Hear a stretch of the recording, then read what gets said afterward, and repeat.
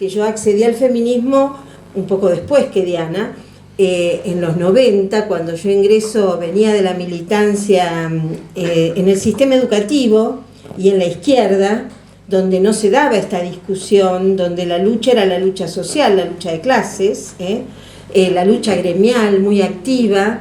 Ahí yo, digamos, milité con Alfredo Bravo en esos años, cuando él estaba en la CETERA y yo en el gremio docente. Y por esas luchas y por esa articulación que de golpe hubo entre la política y lo social, voy a una lista de legisladores de un nuevo espacio político más amplio, el Frente Grande, en aquellos años. Y allí, cuando ingreso al Frente Grande y conozco a las mujeres del Frente, me doy cuenta de muchas cosas que ignoraba.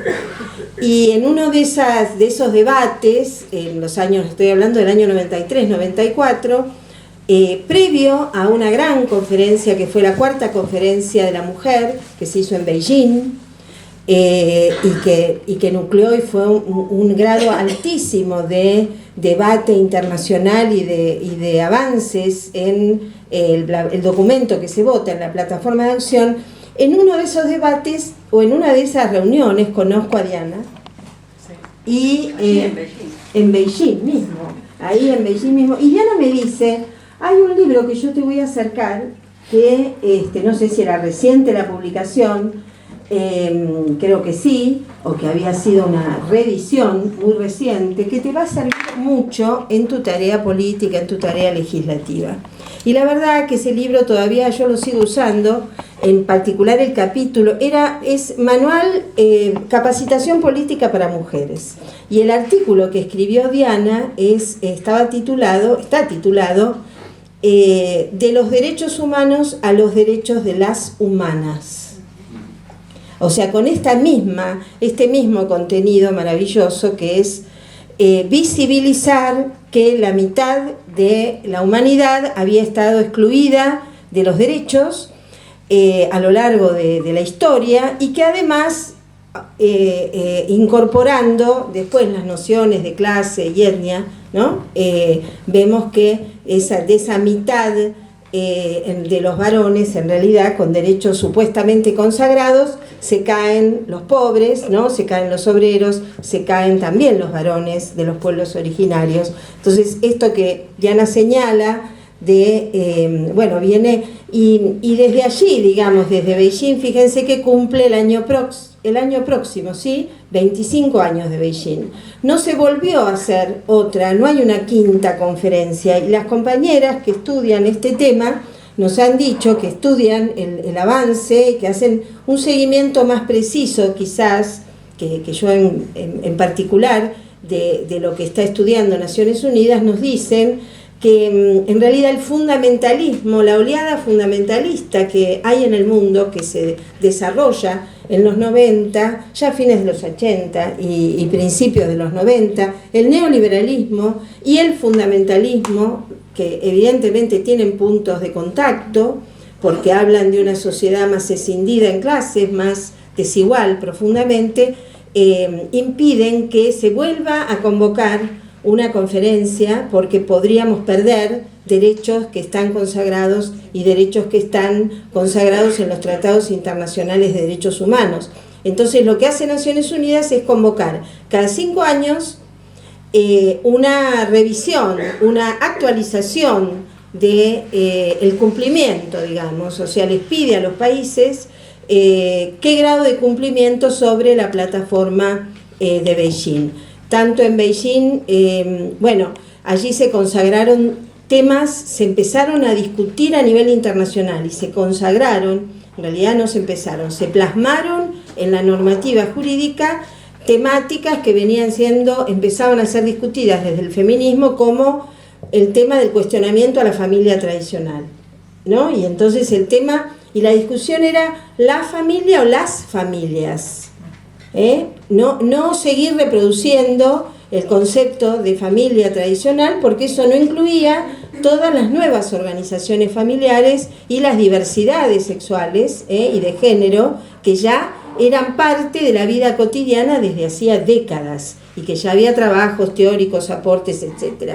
Entonces, bueno, desde allí nos conocemos, desde allí compartimos las luchas, compartimos la legislatura, compartimos, nos agarramos la cabeza también, porque la política, cuando es también un territorio árido para las mujeres, ¿no? Y para las feministas, pero bueno, y también compartimos esta alegría de haber visto en los últimos años, tal como señalaba Diana, un avance impresionante, una marea verde-violeta, y yo creo que tiene que ver con algo que decía, me parece que se produjeron varios encuentros, ¿no? El encuentro de los feminismos populares con los feminismos académicos, que estaban escindidos en décadas pasadas, y el encuentro también de los distintos sectores políticos de los grandes partidos con las izquierdas, que también revisaron su postura. A mí me parece que en las luchas por aborto legal, el año pasado, el anteaño, se dio también ese acuerdo. Si uno ve la constitución de la campaña por el derecho al aborto legal, hay allí mujeres de distintos sectores políticos, y la confluencia de las izquierdas con las mujeres del radicalismo, con las mujeres del peronismo, e incluso con sectores del PRO, que también apoyaron, de un liberalismo más elitista quizá, pero que apoyaron y votaron la ley de aborto, generó, bueno, un movimiento, digamos, que reafirma que la temática es transversal y que hay condiciones objetivas para poder avanzar de manera decidida si sabemos confluir a partir de una visión ideológica, ¿no? Y programática. Yo quiero completar, digamos, brevemente esta parte de hoy y posibilitar además que le podamos hacer algunas preguntas a Diana antes de terminar a las 20 horas, introducir el tema de la violencia de género, también en un ratito, pero esta introducción que hace Diana facilita muchísimo, que nos plantea justamente el origen de la violencia de género, está en la historia de la humanidad y en las profundas diferencias y en la subordinación de género y en la discriminación entre varones y mujeres. O sea, el origen de la violencia de género tiene que ver justamente que para sostener a estas mujeres y a estos colectivos incluso feminizados, podemos decir también, todo aquello que no era considerado hegemónico, dueño del poder, dueño de la capacidad de dirección, de dirigir, había que subordinarlo. Y la subordinación hacia las mujeres, la subordinación también de clases y la subordinación también de los pueblos oprimidos en general, parte de una coerción para domesticar y para disciplinar. Entonces, y acá yo sigo bastante a Rita Segato, subimos también a la página web un capítulo de un libro de ella, Fundante, que es Estructuras Elementales de la Violencia, y ella dice que la violencia, la llama a veces violencia simbólica, violencia psicológica, violencia moral, es la argamasa que une las relaciones de opresión, de explotación que se dan entre varones y mujeres, pero también hacia todos los colectivos subalternos o dominados. ¿Qué es lo que hace que la sociedad funcione a pesar de las contradicciones de clase, a pesar de las contradicciones y de las distintas opresiones? ¿Qué es lo que hace que funcione disciplinadamente y en el sentido que quiere el poder? Es la violencia. Y la violencia de género acostumbra, dice Rita, naturaliza el ejercicio de una conducta permanente de agresión, agredido, de naturalización y de subordinación. Entonces es muy interesante encontrar, ella dice también que la violencia de género, el sexismo, esta cuestión hegemónica del universo masculino, y así como el racismo o la discriminación hacia los pueblos originarios, se reproducen automáticamente. Es una una afirmación un tanto audaz, ¿no? Con esto, pero a mí en lo personal me ayudó mucho a entender, si viniendo del sistema educativo, por ejemplo, ¿no? Acá debe haber muchas docentes o estudiantes, ¿no? De profesorados o bueno, muchas de ustedes deben estar y muchos vinculados también a distintos colectivos. Y ver, por ejemplo, cómo chicos y chicas que están, digamos, donde volcamos esfuerzos permanentes en función de valores que tienen que ver con la convivencia democrática, que tienen que ver con, digamos, transmisión o una participación para adquirir conductas que sean democráticas y amorosas incluso, y sin embargo muchas veces nos sorprenden estos chicos, estas chicas incluso también, vecinos, vecinas, con conductas que son realmente agresivas. ¿Por qué? Porque es la sociedad misma, es esta estratificación de las desigualdades existentes, ya sea de raza, de género o de clase social, las que se convierten en una usina que provoca violencias y que se reproducen automáticamente. Este es un concepto que lo vamos a volver a debatir, que sería interesante incluso escucharla a Diana en este punto, pero a mí me parece que explica mucho el porqué, a pesar de todos los avances legislativos, de todos los esfuerzos de 30 años de democracia, la verdad. Diana decía del 8 de marzo del 84, y vinieron las leyes, estaba la CEDAW. La CEDAW fue la convención que mencionó Diana contra toda forma de discriminación hacia la mujer. 1979, Naciones Unidas nos consagra iguales que a los varones. Nosotros tuvimos que salir de la dictadura militar para adherir, para apoyar legislativamente la convención, la CEDAW, la que se llama CEDAW como sigla, como abreviatura de la Convención contra toda forma de discriminación hacia la mujer. 1985-1986, esto lo vamos a ver con Nelly seguramente y con otras panelistas, con otras participantes del curso, pero dos leyes fundantes, la ley de divorcio, la patria potestad compartida, fíjense, 1986, ¿no? Patria potestad compartida. Hasta ese momento eran solo los varones quienes tenían autoridad para regular la salida de los hijos hacia el exterior o para firmar cualquier documentación de importancia en la vida familiar, en la vida de los hijos. Y bueno, y así un avance permanente en la legislación y también normas para la erradicación de la violencia hacia las mujeres. Este tema de lo personal es político, se convirtió en una agenda muy potente. Los encuentros nacionales de mujeres, los movimientos feministas lograron instalar que la violencia doméstica, la violencia intrafamiliar era también un asunto de Estado. De eso no se hablaba. Y hubo un famoso caso, los más veteranos y veteranas lo recordamos, el asesinato de Alicia Muñiz, el femicidio de Alicia Muñiz por Carlos Monzón.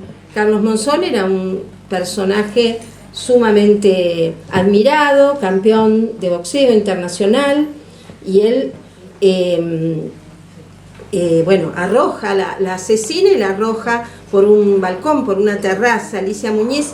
El desconcierto era total y en los medios se decía, apareció muerta, ¿no?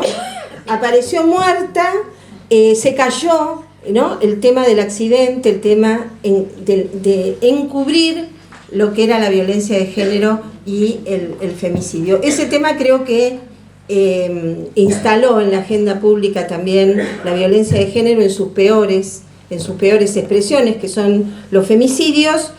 Y avanzamos en una legislación con avances, retrocesos, hasta tener recién en el 2009, una ley recién en el 2009, una ley muy completa que también la vamos a incorporar como material de estudio, que ya es conocida. Yo creo que, digamos, no me quiero detener y preguntarles a cada uno, que es la 26485, Ley de Protección Integral para prevenir, sancionar y erradicar la violencia contra las mujeres, en los ámbitos en que desarrollen sus relaciones interpersonales. No es solo violencia intrafamiliar, es en todos los ámbitos, en el ámbito laboral, en el ámbito de la salud, en el ámbito de la educación, en todos los lugares donde desarrollen sus relaciones interpersonales. Y esta ley es una ley que está en disputa, digamos, está implementándose, pero está con un plan nacional que no termina, un plan federal de aplicación que no termina de plasmarse, si bien ha habido avances,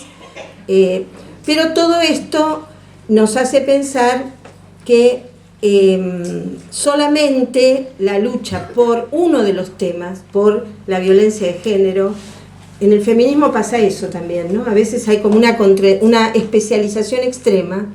Solamente la lucha contra la violencia de género posiblemente no sea suficiente para erradicar definitivamente la violencia. Esto que decía Diana de que es necesario unir las luchas contra la violencia de género contra todas las violencias y contra todas las subordinaciones. Y en esa relación me parece que el movimiento Ni Una Menos y la campaña por el aborto legal encontraron las formas de articulación. Entonces, si uno lee los manifiestos de Ni Una Menos, a veces son para quien adhiere solamente desde el punto de vista de la lucha contra el femicidio, es una declaración política e ideológica muy fuerte, ¿no? Porque en esas declaraciones hablamos del anticapitalismo, ¿no? Hablamos de una construcción de una sociedad plenamente igualitaria. Pero aunque no todo el movimiento de mujeres, sino todas las masas que se movilizan son anticapitalistas, en realidad lo que estamos diciendo es que necesitamos luchar, para erradicar la violencia de género, necesitamos luchar contra un sistema de explotación y de subordinación que también domina a nivel social y a nivel de las etnias y de los pueblos originarios.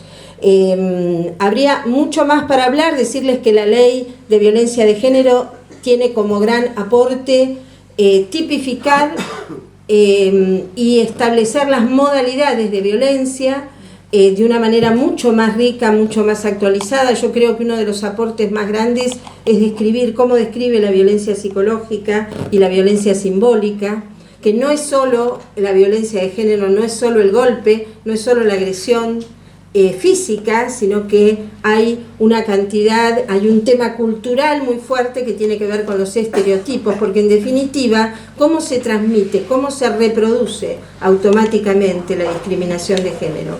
Justamente a través de la cultura, a través de las prácticas educativas, a través de lo que sin querer muchas veces naturalizamos y volvemos a reproducir en nuestras casas, en las escuelas, etc.